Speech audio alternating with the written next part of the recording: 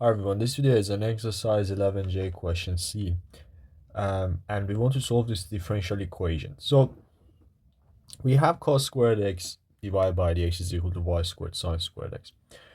Now this is the type of differential equation that we can solve this by separating the variables, which means that moving, let's say, all the terms that have y variable to the left hand side, and then the terms that have x variable to the right hand side, and then we can integrate both sides, and that's usually how we solve these questions. Again, for pure 2, you only need to know one method of differential equation, which is just separation of variables. Now in this case, so I'm going to divide both sides by cos squared x, so that I will have the x terms on the right hand side. So it's going to be divided by the x is equal to y squared sine squared x over cos squared x. Now at this point, I can divide both sides by y squared.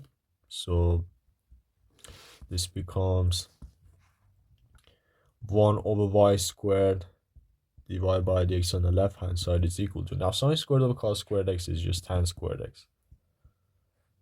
And now we can multiply both sides by dx, so that the final form is 1 over y squared dy is equal to tan squared x dx.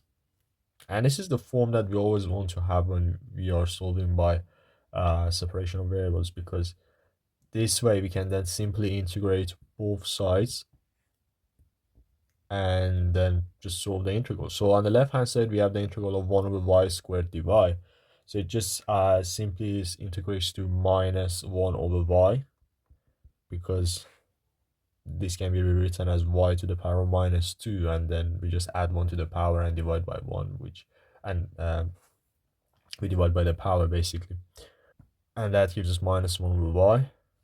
And for the right hand side, so we have the integral of tan squared x dx, but remember the identity that tan squared x is equivalent to sec squared x minus 1. So sec squared x minus 1.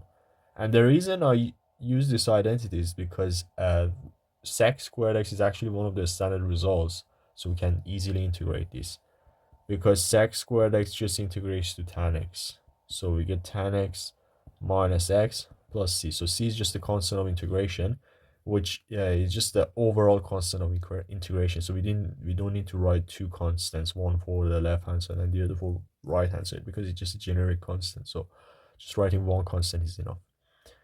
And since we want to give the answer in the form y is equal to f of x, we need to rearrange this, because sometimes it doesn't matter, so we can just stop here. But in this case, we want to have y is equal to f of x, so we just basically rearrange this. So we multiply both sides by y and then divide by this part on the right hand side, which gives us y is equal to minus 1 over so minus 1 over tan x minus x plus c.